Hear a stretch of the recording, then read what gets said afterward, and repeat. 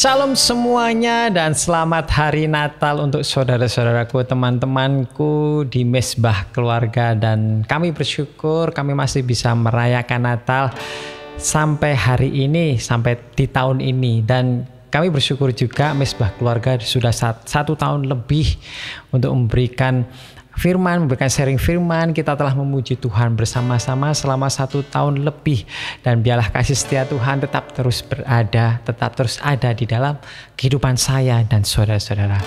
Mari saat ini kita mau memuji nama Tuhan, karena hari ini kita memperingati hari kelahiran Tuhan Yesus Allah kita.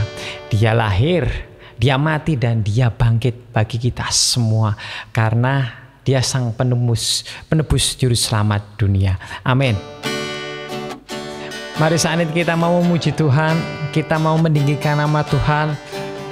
Biarlah hanya Yesus yang kita sembah. Dia lahir untuk kita, Dia mati untuk kita, Dia bangkit bagi kita semua.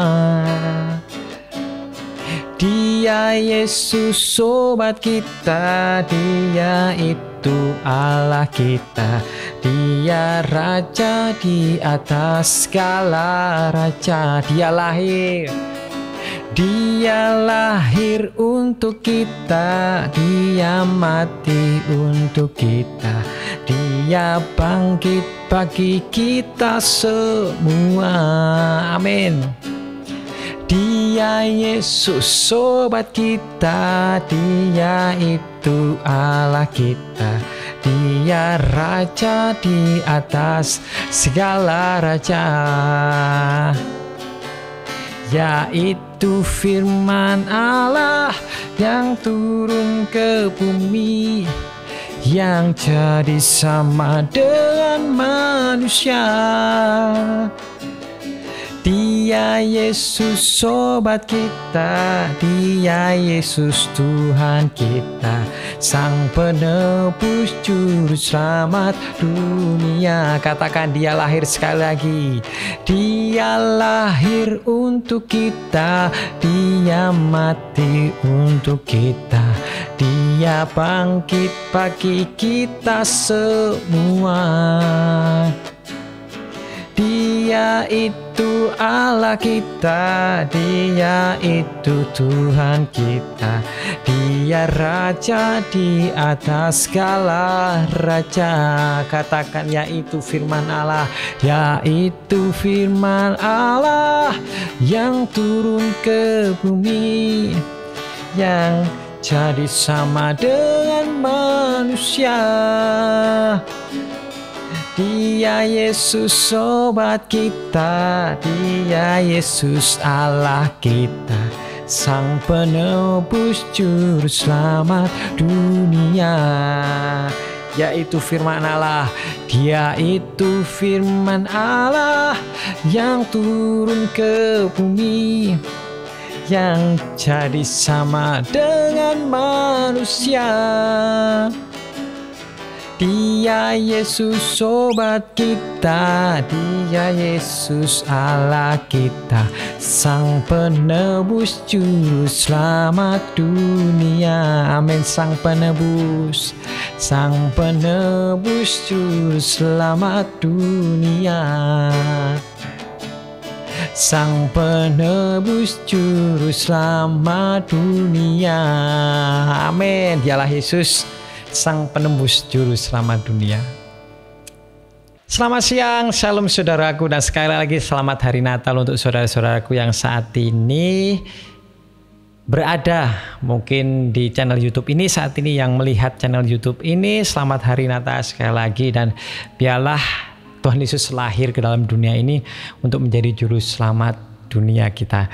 Dan sebelum kita menerima firman Tuhan, mari sebentar kita mau berdoa supaya Roh Kudus ada di dalam diri saya dan ada di dalam diri saudara-saudara. Mari kita berdoa. Bapa, kami bersyukur buat siang hari ini Engkau lahir ke dalam dunia ini untuk menebus dosa kami. Dengan Engkau mengosongkan diri untuk menjadi sama dengan kami, sehingga Engkau dapat merasakan apa yang kami rasakan. Dan biarlah apa yang kami akan jalani, yang akan kami lalui, kami tahu Tuhan Engkau akan tetap terus bersama kami. Dan terima kasih Tuhan, biarlah firman pada siang hari ini menjadi kekuatan bagi kami. Kami bersyukur Bapa, kami bersyukur Yesus. Hanya dalam nama Yesus kami berdoa dan mengucap syukur. Amin. Hari ini kita mau memperingati hari di mana Tuhan Yesus lahir. Apakah sebetulnya kita wajib untuk memperingati hari kelahiran Tuhan Yesus? Bila saya jawab, tidak harus. Tetapi yang kita harus tahu bahwa, yang kita harus yakini bahwa Tuhan Yesus datang ke dalam dunia ini, entah itu di hari Desember, di bulan Desember, di bulan Januari, di tanggal apapun itu, saat Tuhan Yesus ke dalam dunia ini, dia mempunyai visi dan misi, yaitu tujuan utamanya ialah untuk menyelamatkan kita manusia dari segala dosa. Dan bagaimana sebagai manusia dosa kita terlalu banyak. Maka dari itu Tuhan tidak ingin anak-anaknya, tidak ingin ciptanya sendiri masuk ke dalam penghukuman. Maka dari itu, dengan cara apa sih Tuhan Yesus bisa menebus dosa? Tidak ada yang lain yang hanya bisa menebus dosa, yaitu dengan darah. Bagaimana Tuhan Yesus datang ke dalam dunia ini, setelah dia melayani dan setelah dia mati dengan darah, dengan penebusan dosa, dan dia akhirnya bangkit dan kembali ke surga. Dan itulah visi misi yang paling utama Tuhan Yesus di dalam dunia ini. Tapi di dalam perjalanannya kita bisa belajar banyak sekali yang diajarkan atau tentang kejadian-kejadian pada waktu Tuhan Yesus lahir, datang ke dalam dunia ini. Salah satunya kita bisa belajar bagaimana kita dalam bertindak laku, kita dalam mungkin melakukan apapun, kita bisa minta pertolongan Tuhan, minta petunjuk kepada Tuhan dengan cara berdoa. Ya, ada beberapa orang Majus yang saat itu pada waktu Tuhan Yesus sudah lahir ke dalam dunia ini, dia mencari bagaimana Tuhan Yesus lahir atau di mana Tuhan Yesus lahir. Tetapi dia salah alamat dan dia salah menginformasikan yang akhirnya menjadi fatal. Kita mau baca di dalam Matius 2 ayat 1 sampai kepada ayat yang kita baca ayat 1 dulu ya. Sesudah itu Yesus dilahirkan di Bethlehem di tanah Yudea pada zaman Raja Herodes. Datanglah orang-orang Majus dari timur ke Yerusalem dan bertanya-tanya, di manakah dia, Raja orang Yahudi yang baru dilahirkan itu? Kami telah melihat bintangnya di timur dan kami datang untuk menyembah dia. Nah ini ketika Raja Herodes mendengar hal itu, terkejutlah ia berserta seluruh Yerusalem. Maka dikumpulnya semua imam kepala dan ahli Taurat bangsa Yahudi, lalu dimintanya keterangan dari mereka di mana Mesias akan dilahirkan. Nah, tidak salah sebetulnya waktu itu orang Majus mau bertemu dengan Allah Yesus Sang Penyelamat yang sudah dinubuatkan beratus-ratus tahun sebelumnya, dan akhirnya terjadi pada tahun ini. Ya, mereka mencari di mana sang raja itu lahir. Dan kebetulan pada waktu itu dia mencari di Yerusalem, dan raja yang ada di Yerusalem yaitu Raja Herodes, bagaimana dia memerintah dengan kejamnya. Dan dia tidak terima jika ada raja yang baru dilahirkan. Ya, sebagai seorang raja, apabila ada seorang raja yang atau orang yang akan menyaingi dia atau merebut tahta raja pada saat itu, dia pasti akan melakukan apapun untuk menghilangkan orang tersebut. Dan dia juga kaget, apalagi seluruh Yerusalem dengan adanya orang-orang Majus ini datang ke Yerusalem. Padahal sebetulnya raja atau Yesus tidak lahir di Yerusalem, tetapi dia salah alamat. Dan dia mengatakan di ayat 2, di manakah raja orang Yahudi yang baru dilahirkan itu? Nah, setelah itu Raja Herodes penasaran, raja siapa yang dilahirkan? Padahal di Yerusalem ini hanya aku sebagai raja pada waktu saat ini. Dan dengan penasaran sekali, dengan mungkin rasa siapakah sih raja itu.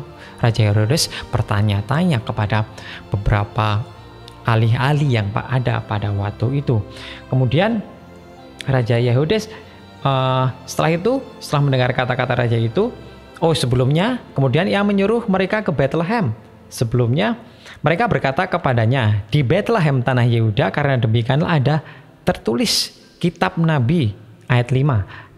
Dan engkau Bethlehem tanah Yehuda, engkau sekali-sekali bukalah yang terkencil di antara mereka yang memerintah Yehuda, karena padamulah akan bangkit seorang pemimpin yang akan mengembalakan umatku Israel. Lalu dengan diam-diam Herodes memanggil orang-orang Majus itu dengan teliti, bertanya kepada mereka bila mana bintang itu nampak. Kemudian ia menyuruh kepada mereka untuk pergi dan selidikilah dengan seksama hal itu mengenai anak itu, dan segeralah sesudah kamu menemukan dia, kabarkanlah kepadaku supaya aku pun datang menyembah. Hal yang sangat tidak mungkin untuk Raja Herodes untuk menyembah dia. Dia mempunyai maksud dan sesuatu hal kepada Yesus. Nah, apa sih sesuatu hal itu? Kemudian kita baca lagi setelah itu.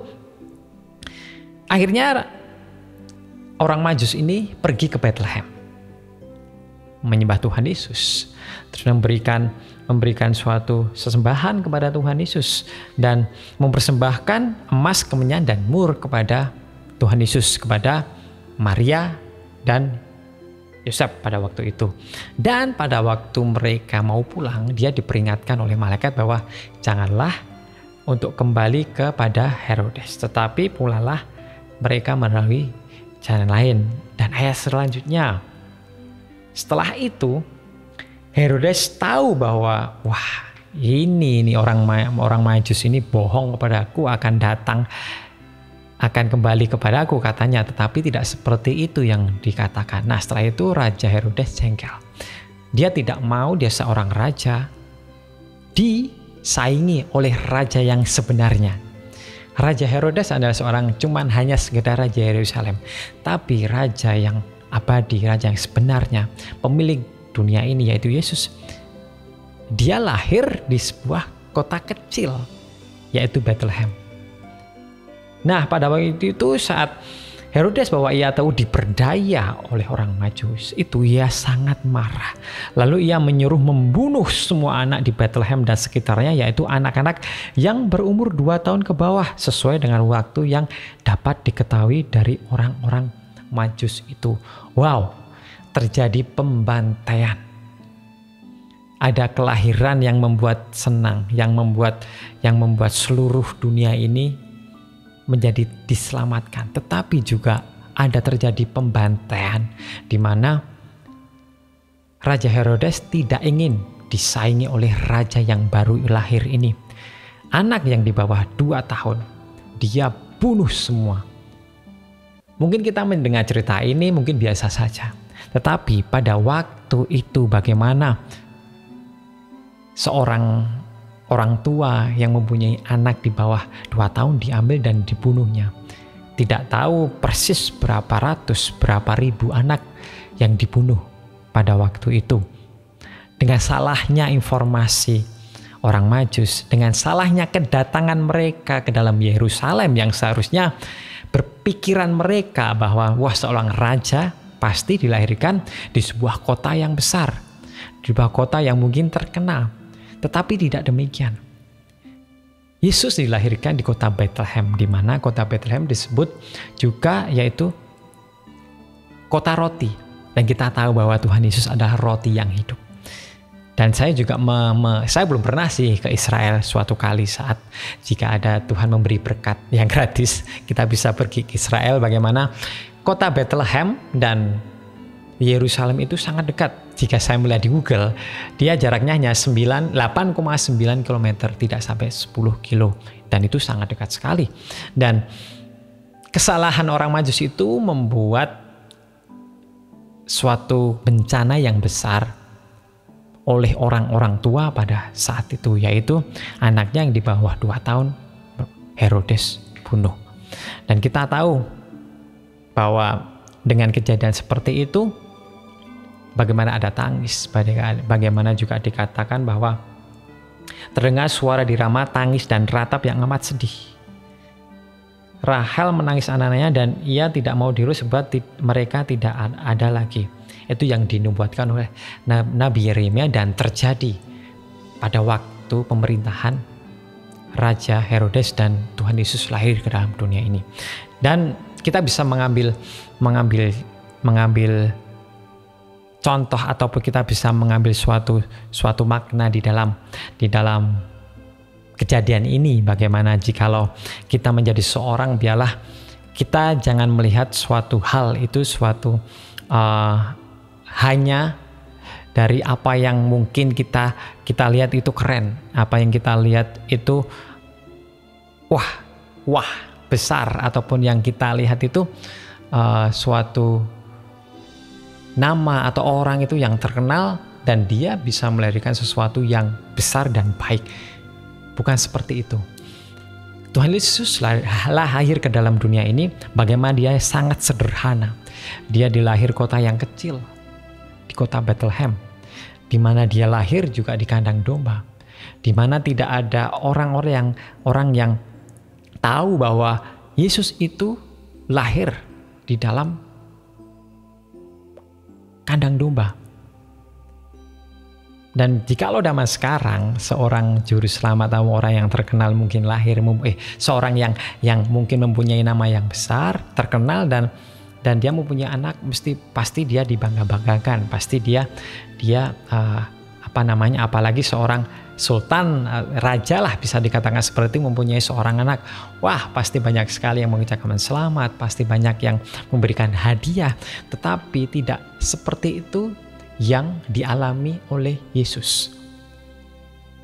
Di malam yang dingin, di mana tidak ada orang yang mendatangi mereka pada waktu itu, tidak ada suatu yang bisa menolong mereka, hanya berdua, hanya Yusuf dan Maria pada waktu itu. Tetapi kemudian setelah lama Tuhan Yesus lahir, beberapa bulan, mungkin beberapa tahun, yang menyambut bukan orang Majus, iya, tetapi kita tahu bahwa saat Tuhan Yesus lahir ke dalam dunia ini, bukan manusia yang menyambut, tetapi siapa? Malaikat yang di surga bernyanyi, bersorak-sorai menyambut kedatangan Tuhan Yesus. Mari saat ini kita mau bisa belajar bahwa kita kembali lagi kepada bagaimana kita menyikapi apa yang ada di dalam dunia ini. Bukan hanya kita bisa menerima informasi atau menerima suatu hal itu, kita langsung telan mentah-mentah. Kita berdoa sama Tuhan supaya apa yang akan kita berbuat, biarlah itu bisa menjadi kemuliaan nama Tuhan. Sesuatu apa yang kita kerjakan bisa menjadi kebanggaan Tuhan. Dan mari saat ini dengan kelahiran Tuhan Yesus ke dalam dunia ini, biarlah kita memperingati kembali dan mengintrospeksi diri kita. Apa sih yang sudah kita lakukan untuk Tuhan kita? Ya, Tuhan Yesus sudah sangat banyak melakukan untuk kita. Bahkan dia memberikan nyawanya, darahnya untuk penebusan dosa kita.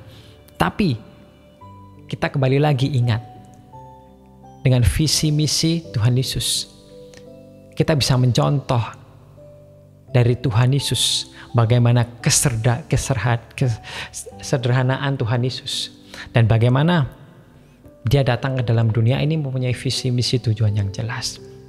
Nah, mari hidup kita harus mempunyai visi misi tujuan hidup yang jelas. Ya, bukan seperti orang Majus yang tanya sini akhirnya salah alamat dan menjadikan suatu bencana bagi orang lain. Dan kita mau belajar tuntunan Tuhan di dalam kehidupan kita. Kita mau belajar untuk mendengar suara Roh Kudus, sehingga di jalan kita tidak menjadi jalan yang salah dan merugikan banyak orang. Di saat kita mengambil keputusan yang baik, supaya tidak merugikan keluarga kita, tidak merugikan orang di sekitar kita. Dan apabila kita melakukan sesuatu, biarlah lakukanlah itu sesuatu semuanya seperti untuk Tuhan, dengan semangat, dengan maksimal, dengan penuh tenaga, Dan yang pasti dengan penuh tuntunan Roh Kudus. Mari saat ini semangat Natal biarlah ada di dalam diri saudara-saudara. Minta petunjuk kepada Tuhan. Jangan sampai doa Anda terhenti oleh cuman karena pergumulan, oleh cuman karena masalah. Teruslah berdoa, teruslah menyembah Tuhan, teruslah dekat kepada Tuhan. Minta Roh Kudus supaya mengajarkan segala sesuatu dan mengingatkan akan firman yang Tuhan telah sampaikan. Mari sekali lagi dengan semangat Natal ini kita mau menghadapi apa yang ada di depan kita. Apalagi kita akan menghadapi tahun 2023. Biarlah semangat itu tetap terus ada di dalam kehidupan kita.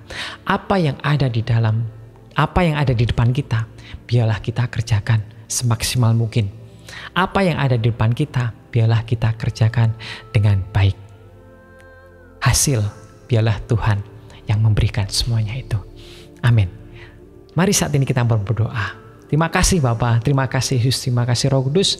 Kami bersyukur buat hari ini Tuhan. Kami memperingati kelahiran-Mu sebagai juru selamat kami. Dan dengan semangat ini Tuhan, biarlah kami menjadi orang yang mempunyai visi misi yang jelas di dalam kehidupan kini.